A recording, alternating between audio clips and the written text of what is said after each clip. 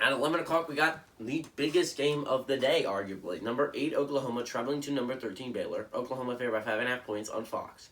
Okay, so the interesting part of this game is Baylor is by far the best team Oklahoma's played all year, right? You look at the teams they've played out of conference. They played close games against Tulane and Nebraska. Both of them are likely not going to make bowl games.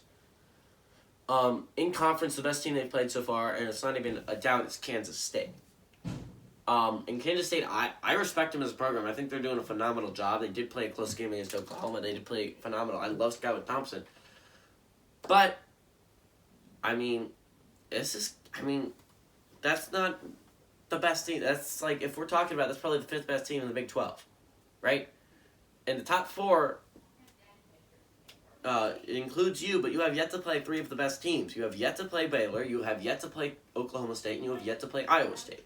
And those are the 3 best teams, 3 of the 4 best teams in the Big 12. We'll see what they do against number 13, Baylor, but in his career, Derek Ariana has really shut down the Oklahoma offense, has done a great job of doing it. You can go back to his LSU days where he did a phenomenal job shutting them down in the playoffs. Then you can go back to last year. He did a phenomenal job against Oklahoma last year, which is pretty amazing considering that Baylor wasn't even all that good last year. This is a very good Baylor team this year. Fortunately, they lost last week on a TCU field goal that really should have never happened. You should have never lost because TCU picked you off. You were in field goal range. It reminds me of that call when the Saints played the Vikings in the NFC Championship for the Super Bowl when Brett Favre threw that interception. But it's so dumb. You don't do that in that situation. Oklahoma had the week off last week, but Caleb Williams 2 weeks ago went 23 of 30, threw for 402 yards, 6 touchdowns, 0 interceptions.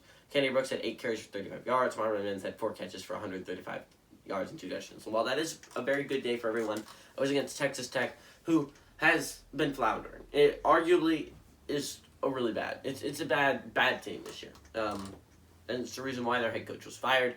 They're a floundering football team right now. They're arguably, in my opinion, second worst team in the Big 12, which I kind of predicted at the beginning of the year, but it's not quite fair because Tyler Shuck, their starting quarterback, did get hurt at the beginning of the year.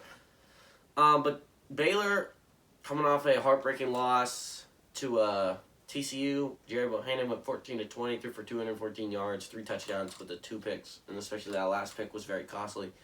Abram Smith had 18 carries for 125 yards on the ground. Very good day by him. And for Tyquan Thornton, had 10 catches for 5 catches for 121 yards and 2 touchdowns. So got to get the ball more to Tyquan Thornton if you want to upset Oklahoma here today. Oklahoma's 28-3 against Baylor all time, which is insane. The last 7 games have gone. Oklahoma was away. I really do like Baylor. I hate to say it, I like Baylor in this game simply because this is the best team Oklahoma's played all year, and I don't know how they're going to react to it. You look at some of the games where they barely won. They barely beat Texas. They barely beat Tulane. They barely beat Nebraska. They barely beat Kansas, right?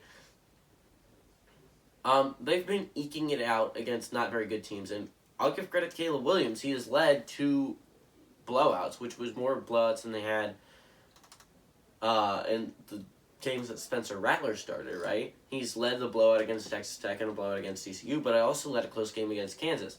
And arguably, I feel like if you put Spencer Rattler against TCU and Texas Tech, who are the worst teams in the Big 12, you would also likely have a blowout. And honestly, the Tulane game, I don't know how much you can put on Spencer Rattler for that one. He didn't look great in that game. But again, the defense also was just horrible. It just gave Tulane that game at the end there, and special teams also played extremely poorly. I really like what Baylor's been doing as a program. I think Oklahoma's been cutting it too close recently, and I gotta pick them. I think Baylor's gonna pull off the upset here, and we're gonna be looking at a much more muddied playoff picture after this game.